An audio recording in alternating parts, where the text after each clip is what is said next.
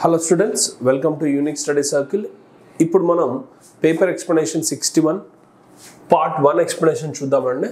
61st question మీరు కనుక observe చేసినట్లయితే సో డి అనే alphabet 4 M Q H U Z అంటే 4 అనేది 8 గా మారింది, 12 16 నెక్స్ట్ రావాల్సింది 20th ఆల్ఫాబెట్ T అండి, అవునా? సో ఫస్ట్ ఆల్ఫాబెట్ T అని అంతా తెలిసిపోయింది. సో లాస్ట్ ఆల్ఫాబెట్ బదులు సెకండ్ ఆల్ఫాబెట్ చూద్దాం. ఇక్కడ 13 ఉంది, నెక్స్ట్ 21 ఉంది, నెక్స్ట్ 3 అని అనుకుందాం, లేదు అని అంటే 29 తర్వాత చూద్దాం, నెక్స్ట్ 11, అవునా? సో ఎలా వెళ్తుంది అనేది మీరు ఒకసారి అబ్జర్వ్ చేసినట్లయితే 13 అనేది 21గా మారింది. 13 21గా మారాలి అని అంటే ఎంత యాడ్ చేశాడు చెప్పండి? 9 8 అంతేనా? నెక్స్ట్ వన్ ఇక్కడ నుండి ఇక్కడికి 8 యాడ్ చేశాడు, సో దట్ ఇది 29గా కూడా వస్తుంది, అవునా? Right. Next one same logic అండి, 29కి మళ్ళీ అతని 8 యాడ్ చేస్తే 11 వచ్చింది, ఓకేనా? 11th alphabet K. ఇప్పుడు కూడా మనం 8 అనేది యాడ్ చేద్దాం. 11 + 18 ఎంత? 19. 19th లెటర్ ఏంటి? ఎస్, అంటే మన ఆప్షన్ వచ్చేసి 3. నెక్స్ట్ వన్ చాలా ఈజియెస్ట్ క్వశ్చన్ అండి, నాకు తెలిసి ఇది చాలామంది చేసి ఉంటారు. ఫస్ట్ చూడండి, ఏ తర్వాత రావాల్సింది B, ఎందుకంటే ఇక్కడ తెలిసిపోయింది కదా. ABCD నెక్స్ట్ ABCDE ఇచ్చేసాడు కదా. సో మనకు BCDBD అనేది రావాలి. BCDBD అనేది ఆప్షన్ ఎక్కడ ఉందండి? సెకండ్ ఆప్షన్లో ఉంది. నెక్స్ట్ 4887గా మారింది. సో డిఫరెన్స్ ఎంత వచ్చేసింది అని అంటే ఆబ్వియస్లీ 39, అంతే కదా? 39 40 యాడ్ చేస్తే 80, సో 39 అంటే 87 అండి. 165 అని అంటే 39 2s is how much? 78. అదే డిఫరెన్స్ ఇక్కడ రాశాడు, అవునా? 39 78 ఎందుకు తీసుకున్నాడు అంటే 39 2s is how much? 78. So 78 అనే డిఫరెన్స్ని తీశాడు. సో నెక్స్ట్ 165 204గా మారింది, అప్పుడు మళ్ళీ 39గా వస్తుంది, అవునా? నెక్స్ట్ 282గా మారింది. 282గా మారింది అని అంటే ఆబ్వియస్లీ 78 డిఫరెన్స్, అవునా? 282 321గా మారింది అంటే 39 ఇస్ ద డిఫరెన్స్. లాస్ట్కి వచ్చేసి మనకు 78 అనేది యాడ్ కావాలి 321కి, అంటే ఆబ్వియస్లీ 399 అనేది మీ ఆన్సర్గా రావాలి. అది first option. Next gold Smith jewellery అంటే గోల్డ్ స్మిత్ అనే వ్యక్తి తయారు చేసే ఏంటి? జ్యువెలరీ అనేది తయారు చేస్తాడు. కాబ్లర్ అని అంటే చెప్పులు కుట్టుకునే వాళ్ళు, షూస్ వాళ్ళు తయారు చేస్తారు, కాబ్లర్ అని అంటారు, అవునా? రైట్. నెక్స్ట్ లీన్ అనేది ఇది ఏ విధంగా మారింది? నీల్గా మారింది అని అంటున్నాడు, అవునా? సో ఈ మిడిల్లో ఉన్నాయి కరెక్ట్గా అలాగే ఉన్నాయి. ఫస్ట్ది లాస్ట్లో, లాస్ట్ది ఫస్ట్లో వచ్చేసింది, అవునా? సో సేమ్ మీన్ అనేది కూడా మీరు అబ్జర్వ్ చేస్తే వెళ్ళిపోయింది. ఇప్పుడు మీరు చేయాల్సింది ఏంటి? హియర్ అనేది చేయాలి. అంటే ఏమో వస్తుంది? REAH అనేది రావాలి. REAH అనేది ఆప్షన్ నెంబర్ 3లో ఉంది, అవునా? ఫస్ట్ అండ్ లాస్ట్ మాత్రమే చేంజ్ అయ్యాయి, మిడిల్ 2 ఉన్నాయి మాత్రం యాజ్ ఇట్ ఈస్ ఉన్నాయండి. 5 అనేది 33గా మారింది అంటే చూడండి 5 × 7 ఎంత? 35 -2 33. సేమ్ 11 × 13 ఎంత? Your favourite number 143. రెండు prime number multiplication best number గుర్తుపెట్టుకోవాలి 143. ఆ విధంగా కాదు, ఎగ్జామ్ పాయింట్ ఆఫ్ వ్యూలో 141. 7 × 9 ఎంత? 63 -2 ఎంత? 61. అదే ఆన్సర్, అవునా? నెక్స్ట్ ఆడ్ నెంబర్ మల్టిప్లికేషన్ కాబట్టి అది. RTW 18 20 23. ఇక్కడ వచ్చేసి 19 22 25, అవునా? రైట్. ఇక్కడ భిన్న పరీక్ష కదండి, సో ప్లేస్ వాల్యూస్ రాయండి. డైరెక్ట్గా చూస్తే మనకు అంత ఈజీగా రాకపోవచ్చు, కాబట్టి మనం ఒకసారి అబ్జర్వేషన్ చేద్దాము. సో 18 అనేది 20గా మారింది, +2. ఇక్కడ కూడా +2, ఇక్కడ కూడా +2. కాకపోతే ఇక్కడ చూస్తే మీకు తెలిసిపోతుంది, వెంటనే తెలిసిపోయింది ఏంటది? +3. కాబట్టి వాడే మన ఆన్సర్, అవునా? రైట్. నెక్స్ట్ వచ్చేసి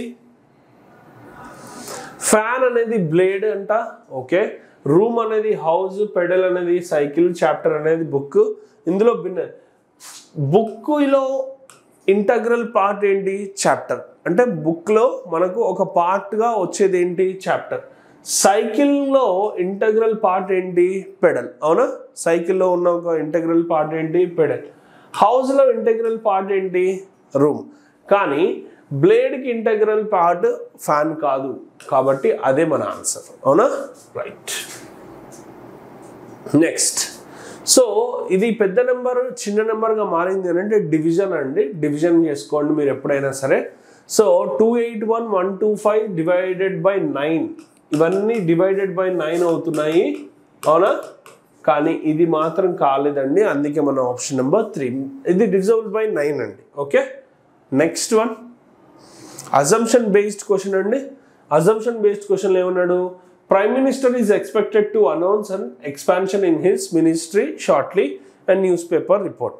ఓకే, ప్రధానమంత్రి త్వరలో తన మంత్రివర్గాన్ని విస్తరించినట్లు అంచనా వేయబడుతుంది అని ఒక పత్రిక నివేదిక ఇచ్చింది. ఆ పత్రిక నమ్మదగిన మూలాలను ఉటంకించింది. అవునా? The newspaper has quoted authentic sources. మనకు తెలియదు వాళ్ళు అథెంటిక్ సోర్సెస్ అని అంటే సైటేషన్ చేయాలి. సైటేషన్ ఉందా, బుక్ మార్క్స్ ఉన్నాయి, మనకు తెలియదు. సైటేషన్ అని అంటే ఇట్లా కోట్ అయి ఉంటాయి అన్నట్టు, దాన్ని సైటేషన్ అంటారు. సైటేషన్ చేసిందా, చేయలేదు, మనకు తెలియదు కాబట్టి అది రాంగ్ అండి. Authentic sources no. The newspaper has reliable source, అది ఒప్పుకోవచ్చు. అథెంటిక్ అని అంటే వాస్తవం కాదు, అంటే ఒక విశ్వసనీయ వర్గాల ద్వారా సమాచారం తెలిసింది అనొచ్చు. కానీ ఆ విశ్వసనీయంగా చెప్పినవాడు కంపల్సరీ 100% రైటా? తెలియదు, కాబట్టి second one right, first one wrong. The prime minister has the power to expand, అందుకే కదండి అతను విస్తరిస్తున్నాడు. సో డెఫినెట్గా 2 and 3 అనేది మన ఆన్సర్గా మారుతుంది. Right. Next blood relation based question. Blood relation based question వచ్చినప్పుడు ఇక్కడ మనకి ఏం చెప్పాడు? A is the father of B. A is the సింబల్ని అబ్జర్వ్ చేస్తూ మనకు ఇక్కడ రిలేషన్ ఇచ్చాడు. ఇంటూ అంటే సన్ అంట, ప్లస్ అంటే father, greater than daughter, less than wife. So ఇక్కడ which of the following pairs of people represent first cousins with regard to the relations given in the first in the expressions if it is provided that A is the sister of J. Okay, so let us observe here. L greater than V less than J plus P అని అన్నాడు. ఒకసారి observe చేద్దాం. First రెండిట్లలో చూద్దాం. ఓకేనా? ఏ అనే వ్యక్తి జే సోదరి అని అయినప్పుడు మరియు ఈ చేసినప్పుడు మొదటి అత్తమామ పిల్లలు ఎవరు, ఫస్ట్ కజిన్గా ఉన్న జంట ఎవరు అని అడుగుతున్నాడు. ఓకే, సో ఒకసారి అబ్జర్వ్ చేద్దాం. ఫస్ట్ ఆఫ్ ఆల్ దీన్ని డీకోడ్ చేద్దాం. ఎల్ గ్రేటర్ దెన్ అని అంటే L is the daughter of V. L అనే వ్యక్తి డాటర్ అవుతుంది వికి. Next V less than J. Less than అని అంటే వి అనే వ్యక్తి భార్య అవుతుంది జేకి. సో జే అనే వ్యక్తి హస్బెండ్ అండి. జే ప్లస్ అని అంటే జే అనే వ్యక్తి తండ్రి అవుతున్నాడు ఎవరికి? పీకి. అవునా? Right. So next one expression ఒకసారి చూద్దాం. S into A. Okay, S into A. Into అని అంటే ఏముంది? S is the son of A. అవునా? ఏ యొక్క కొడుకు పేరు ఏంటంట? ఎస్. ఎస్ ఏ యొక్క కొడుకు పేరు ఎస్. వీళ్ళిద్దరూ సోదరి అని అన్నాడుగా, క్లియర్గా చెప్పాడుగా. ఎక్కడ? A is the sister of J. అవునా? ఏ అనే వ్యక్తి సిస్టర్ అవుతుంది జేకి. అవునా? ఇప్పుడు చూద్దాం. సో ఎస్ అనే వ్యక్తి కొడుకు అవుతున్నాడు ఎవరికి? ఏకి. ఇంటూ అంటే కొడుకే అని ఉంది. ఏ లెస్ దెన్. లెస్ దెన్ అని అంటే ఏముంది చెప్పండి? ఆమె భార్య అవుతుంది. ఎవరికి భార్య అవుతుంది అని అంటే ఇక్కడ ఉన్న డికి భార్య అయింది ఆమె. సో డి అనే వ్యక్తి భర్త. డి ప్లస్ ఈ. ప్లస్ అని అంటే ఏముందండి? అతను తండ్రి అయ్యాడు ఎఫ్కి. F less than. ఎఫ్ అంటే ఆమె భార్య అవుతుంది ఈకి. ఓకే, సో ఈ అనే వ్యక్తి భర్త అయ్యాడు ఎఫ్కి.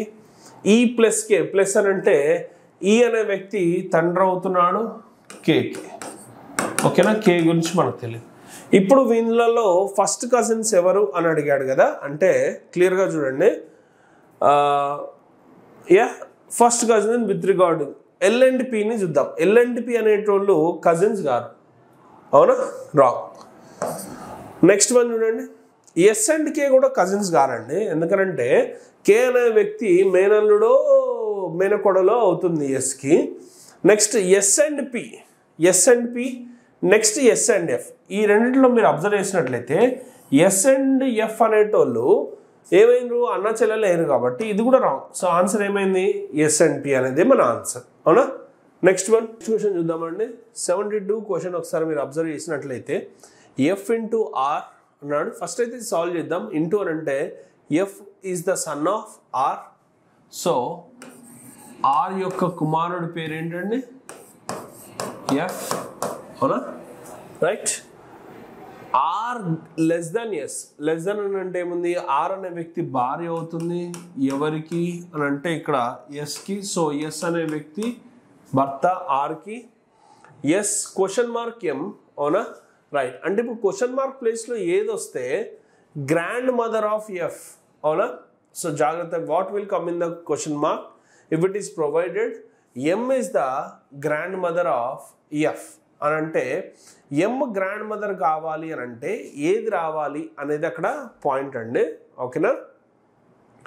ఇప్పుడు ఎస్ యొక్క తండ్రో తల్లో ఎం కావాలి, అప్పుడు మాత్రమే ఎం అనే వ్యక్తి ఎఫ్ని గ్రాండ్ మదర్ అని పిలుస్తుంది, లేదంటే ఎఫ్ అనే వ్యక్తి ఎంని గ్రాండ్ మదర్ అని పిలవాలి, అవునా.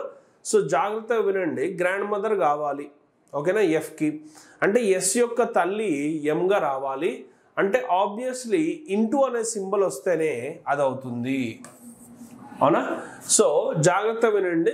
సో ఎస్ అనే వ్యక్తి తండ్రి అయ్యాడు అండ్ భర్త అవుతున్నాడు ఎవరికి అని అంటే ఆర్కి భర్త అయ్యాడు, ఎఫ్కి తండ్రి అయ్యాడు. ఇప్పుడు ఎఫ్ యొక్క నానమ్మగా ఎం రావాలి అని అంటే ఆబ్వియస్లీ ఎస్ యొక్క తల్లిగా ఎం రావాలి, అప్పుడు మాత్రమే ఇది సెట్ అవుతుంది. అంటే ఆబ్వియస్లీ ఇంటూ అనేదే రావాలి. సో ఇంటూ అనేది ఎక్కడుంది, A is the son of B అంటే S is the son of M అనేది రావాలి. సో ఎస్ అనే వ్యక్తి కొడుకు అవుతున్నాడు ఎంకి అన్నప్పుడు మాత్రమే గ్రాండ్ మదర్ అనే లాజిక్ వచ్చింది. Option number 4. నెక్స్ట్ క్వశ్చన్ ఒకసారి అబ్జర్వ్ చేయండి, ఏమన్నాడు, okay, it is a PQRSTU మరియు ఎస్ కేటాయించారు. ఒక అంతస్తులో 2 వరుసల్లో ఉత్తర దిశకు మరియు దక్షిణ దిశకు 6 ఫ్లాట్లు ఉన్నాయి. అంటే 3 వ్యక్తులుగా ముగ్గురుగా ఎడం వైపు కుడివైపు ఎడం వైపు 3 ఉన్నాయి, రైట్. నెక్స్ట్ క్యూకి ఉత్తర దిశ ఫ్లాట్ ఉంది, అతడు ఎస్ పక్కన లేడు, ఓకేనా. క్యూ అనేటువంటి ఇక్కడ ఉత్తర దిశ ఎటో రాద్దాం, right, corner is the best place. కానీ ఎస్ అనేటువంటి పక్కన రాడు అంటే ఎస్ ఇక్కడ రావద్దు. నెక్స్ట్ ఎస్ మరియు యు త్రికోణాకారంగా ఎదురుగా ఉన్నారు అంటే డయాగ్నల్గా ఉండాలి. అంటే ఎప్పుడు ఎస్ ఇక్కడ వస్తే యు అనే వ్యక్తి ఇక్కడ రావాలి, అవునా, right. Next R next to U, అవునా, ఆర్ అనేవాడు రావాలి యు పక్కన and gets a south facing flat. R అనే వ్యక్తికి సౌత్ ఫేసింగ్ ఫ్లాట్ వచ్చింది and T gets a north facing, T అనేవాడు నార్త్ ఫేసింగ్, రైట్. మిగిలిపోయిన వ్యక్తి ఎవరండి, పి. అయితే పాయింట్ ఏంటి అని అంటే మనం క్యూని ఇక్కడ రాసాం కదా, అలా కాకుండా ఇలా కూడా రాసుకోవచ్చు. ఏమని అంటే ఎస్ ఇక్కడ వస్తే నెక్స్ట్ ఎవరు రావాలి, టీ రావాలి, ఇక్కడ క్యూ రావాలి. నెక్స్ట్ వన్ ఎస్కి డయాగ్నల్గా యూ రావాలి, ఆర్ అండ్ పి. అంటే ఎందుకు అని అంటే జాగ్రత్తగా వినండి, మనం క్యూని ఇక్కడ జస్ట్ రాసేసాం, ఎస్ పక్కన రావద్దు అని అంటే ఇక్కడ రాసాం, కానీ ఎస్ ఇక్కడ వచ్చి క్యూ అటు కూడా రావచ్చు కదా, అందుకనే 2 లాజిక్స్ పెట్టాను, రైట్. క్యూ అండ్ ఎస్ మధ్యలో ఎవరు ఉన్నారు, ఇక్కడైనా అక్కడైనా ఉన్న వ్యక్తి పేరేం పేరు, టీ. నెక్స్ట్ క్వశ్చన్ దీనికి సంబంధించిందే ఉంది చూడండి. ఎస్యు జంట కాకుండా త్రికోణాకారంగా ఎదురుగా ఉన్న మరో జంట ఎవరు, చూడండి.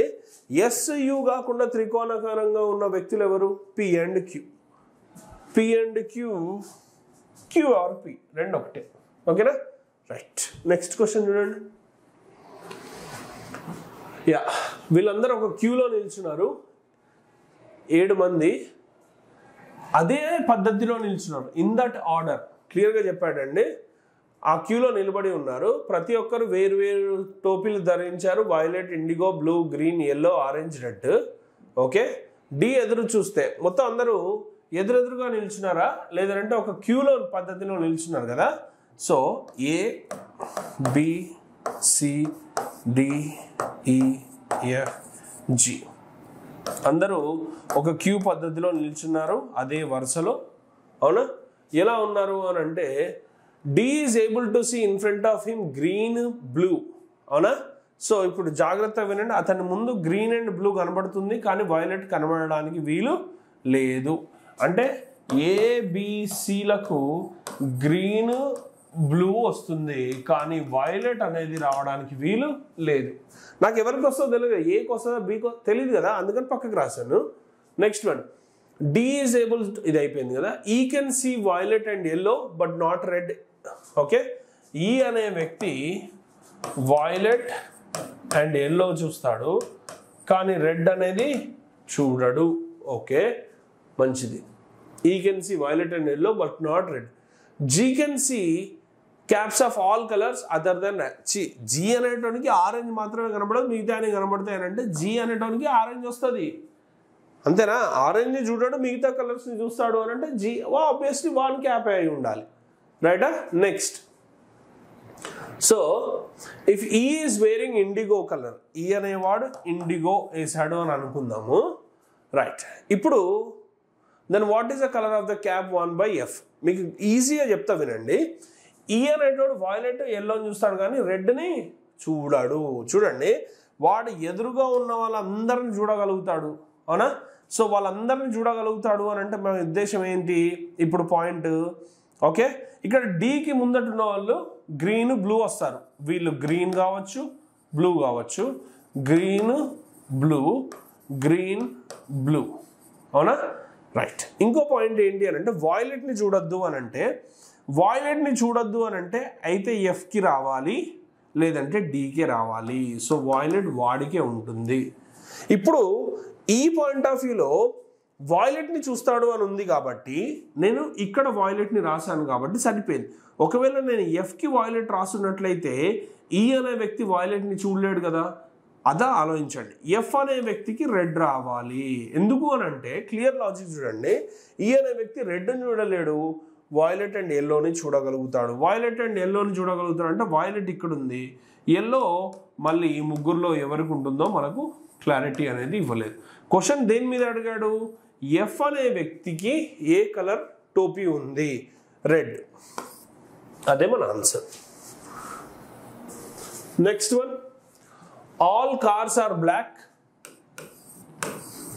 Okay, next, no black is shining. అంతేనా? యా. సో మూడు కంక్లూషన్స్ ఉన్నాయి దాంట్లో. ఫస్ట్ వన్ పాజిటివ్ అండి. Some cars are shining, some cars are shining. First one wrong. No car is shining, కార్కి షైనింగ్కి ఎటువంటి కలయిక లేదు, నిజమే. దీన్ని ఆల్టర్నేటివ్ డయాగ్రామ్ ప్రత్యామ్నాయం గీసినప్పుడు మనము నో అనే ప్లేస్లో సమ్ అనేది రాయాలి. అవునా, నెగిటివ్ని పాజిటివ్లో చేంజ్ చేసినప్పుడు సమ్ కార్ ఈస్ షైనింగ్. ఈ షైనింగ్ అనేది కార్తో ఇలా కుదిరిందా? లేదు. అంటే ఆబ్వియస్లీ ప్రత్యామ్నాయం తప్పైంది కాబట్టి ఇక్కడ ఏం కావాలి? కరెక్ట్ కావాలి.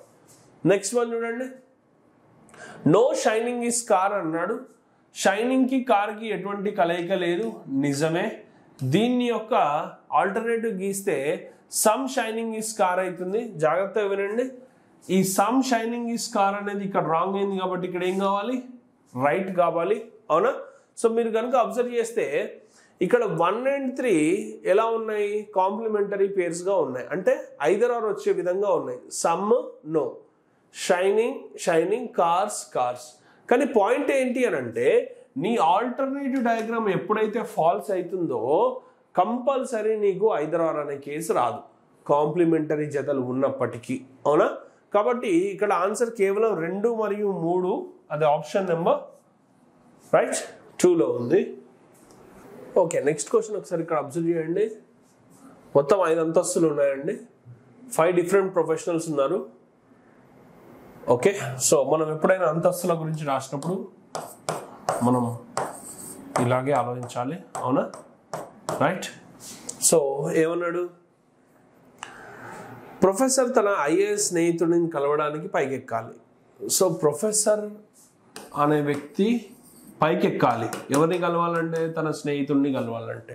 ఇంకా క్లారిటీ లేదు, జస్ట్ అలా రాశాను. డాక్టర్ అందరితో సమానంగా ఉంటాడు, పైకి కిందికి సమానంగా వస్తూ ఉంటాడు. అంటే డాక్టర్ అనేవాడు మిడిల్ ఫ్లోర్లో ఉన్నాడని వాళ్ళ ఉద్దేశం. ఇంజనీర్ తన ఎమ్మెల్యే స్నేహితుడిని కలవడానికి పైకి వెళ్తాడు. సో ఎమ్మెల్యే అనే వ్యక్తి ఇలా ఉండాలి, ఇంజనీర్ అనే వ్యక్తి కింద ఉండాలి. ఎందుకంటే ఇంజనీర్ అనే వ్యక్తి ఎమ్మెల్యేని కలవడానికి వెళ్తున్నాడు.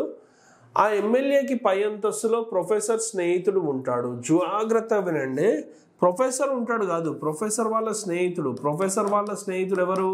ఐఏఎస్. అవునా? సో జాగ్రత్త విన్నారంటే ఆ ఎమ్మెల్యేకి పై అంతస్తులో ఎవరు ఉండాలి?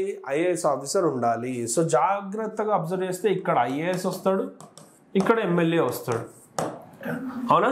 రైట్. నెక్స్ట్ పాయింట్లో వచ్చేసి ఇప్పుడు మనకు తెలుసుకోవాల్సింది ఏంటి అని అంటే ఎవరు ఉండాలి ఎక్కడ అనేది మనకు తెలిసిపోయింది.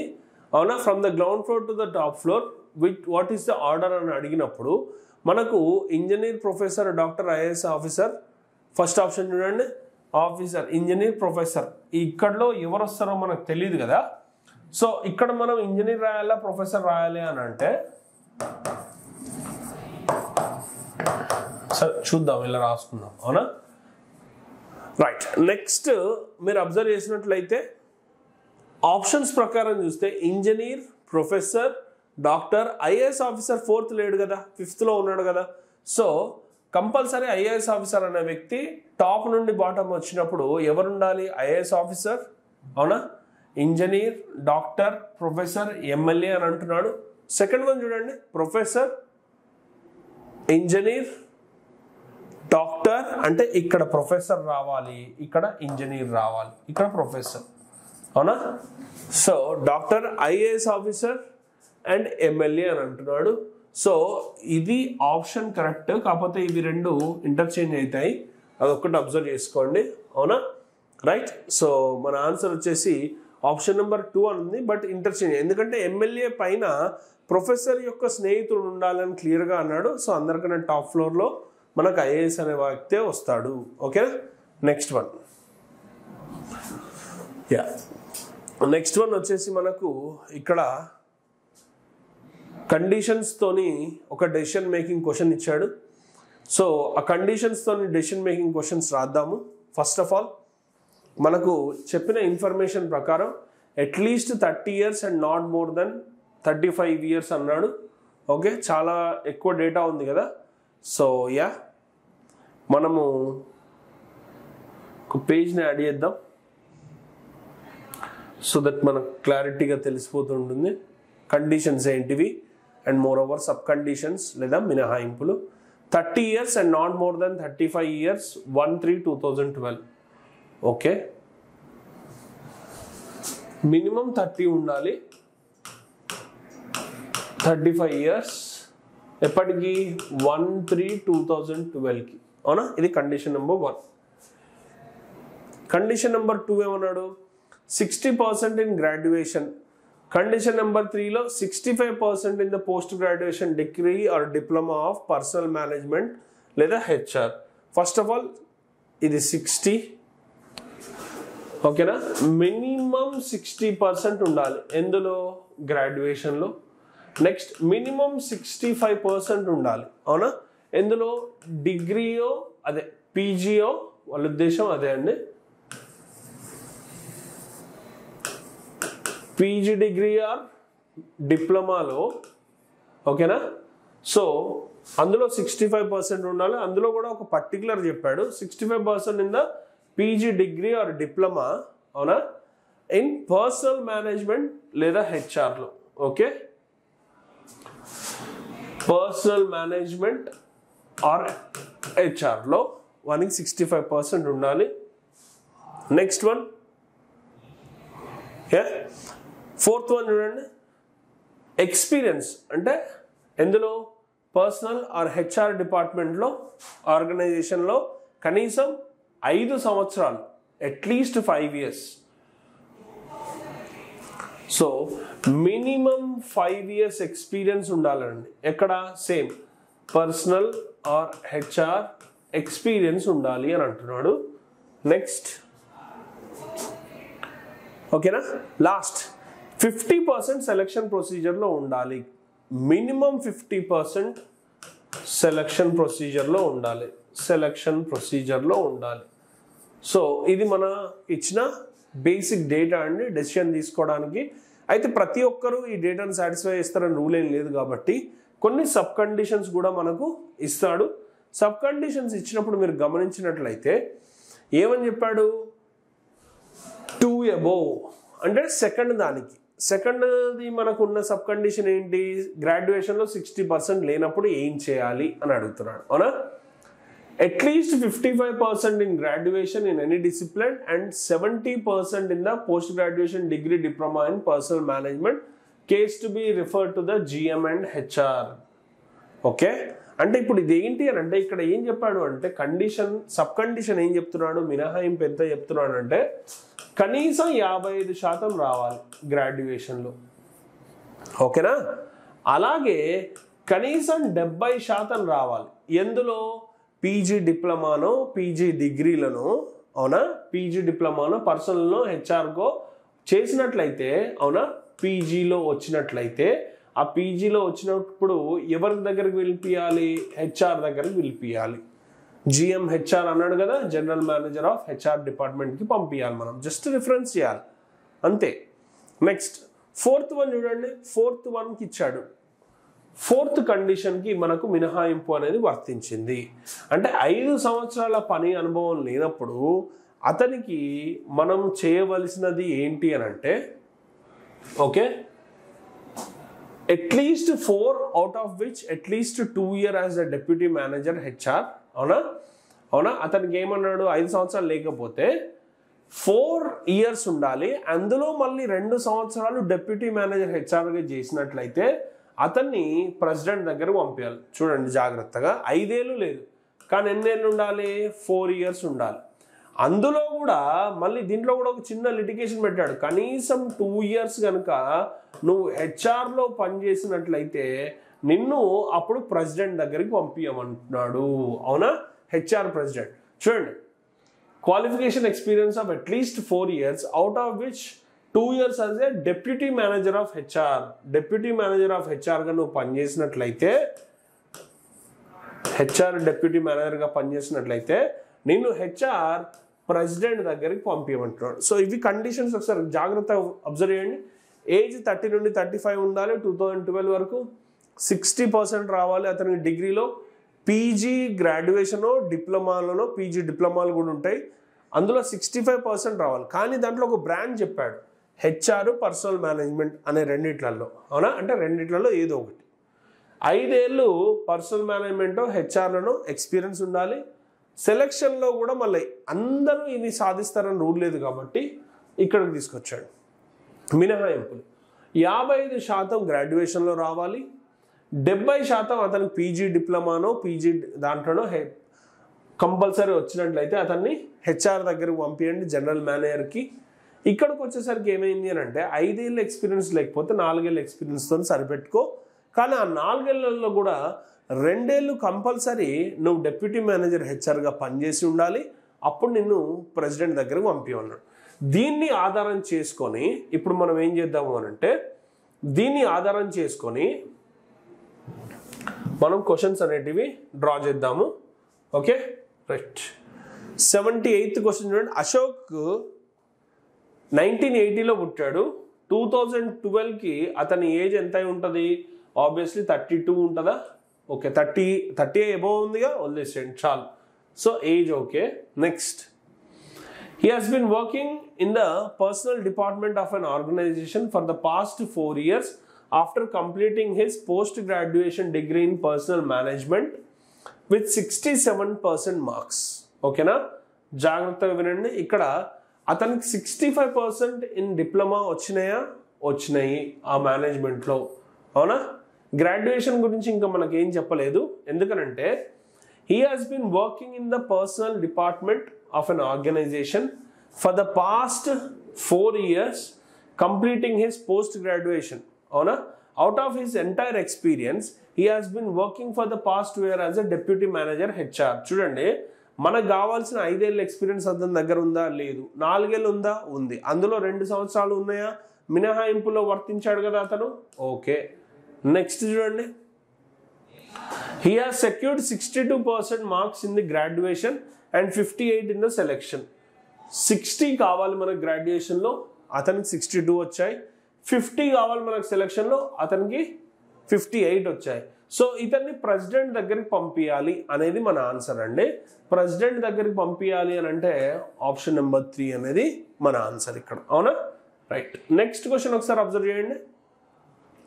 అలోక్ వర్మ మార్చ్ 4, 1976లో పుట్టాడు. 1976లో పుట్టిన వ్యక్తి మనకు మార్చ్ ఎప్పుడు పుట్టాడండి? 4th అండి. మనకి ఇక్కడ వచ్చేసరికి మార్చ్ 1 వరకే కాబట్టి అతనికి ఇంకా 36 ఏళ్ళు రాలేదు, 35లోనే ఉన్నాడు కాబట్టి ఏజ్ సరిపోయింది. జాగ్రత్త, ఓకేనా? నెక్స్ట్ చిన్న డేట్స్ కూడా ఇంపార్టెంట్ అండి. Working in the personal department of an organization for the past 6 years after completing his postgraduate diploma in personal management with 66% marks. మనకు కావాల్సింది 65, అతనికి 66% వచ్చింది. 5 years ఎక్స్పీరియన్స్ ఉండాలి, 6 years ఎక్స్పీరియన్స్ ఉంది అతనికి. అవునా? Right. So he has been working as a personal department of an organization for the past 6 years. మనకు కావాల్సింది 5 years and his postgraduate diploma in the personal management with 66, మనకు కావాల్సింది 65. 57% marks in the selection procedure and 63% marks in the graduation. So 63 గ్రాడ్యుయేషన్లో వచ్చాయి, ఇది కూడా సరిపోయింది. అతనికి 50% అంటే 57, 58 ఏమో వచ్చాయి. అతనికి ఎటువంటి ఇబ్బంది లేకుండా మనం సెలెక్ట్ చేయడానికి వీలుందా? వీలు లేదా అని అంటే కంపల్సరీ వీలుంది. So candidate is to be selected. క్యాండిడేట్ని సెలెక్ట్ చేయాలని అంటే ఆప్షన్ నెంబర్ ఎంత అవుతుందండి? 5. ఓకేనా? అంటే మీకు 5 లేదు కాబట్టి 4 పెట్టేసుకోండి. అక్కడ మీకు 5 అనేది ఆన్సర్గా మారింది, కానీ మీకు 4 అనేది ఆప్షన్గా రాసుకోండి వీలైతే. Swapan Ghosh has been working as a personal department of an organization for the past 5 years after completing his post-graduation degree in HR. Okay, Swapan Ghosh అనే వ్యక్తి 5 years ఎక్స్పీరియన్స్ ఉందా? మనకు కావాల్సింది కూడా 5 years ఎక్స్పీరియన్సే కదా. ఓకే, సో ఎక్స్పీరియన్స్ క్యాలిక్యులేట్ చేశాడు. Degree in HR, personal డిపార్ట్మెంట్లో పనిచేస్తాం విత్ 72%. అవునా? ఓకే,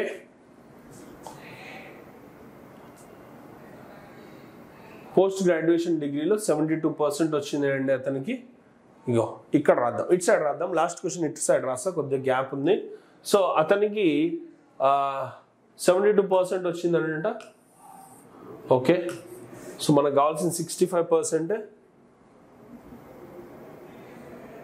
ఐ నో కొద్దిగా కన్ఫ్యూజింగ్గా ఉంటుంది, కొద్దిగా please. For the past 5 years completing his post graduate degree in HR with 72%.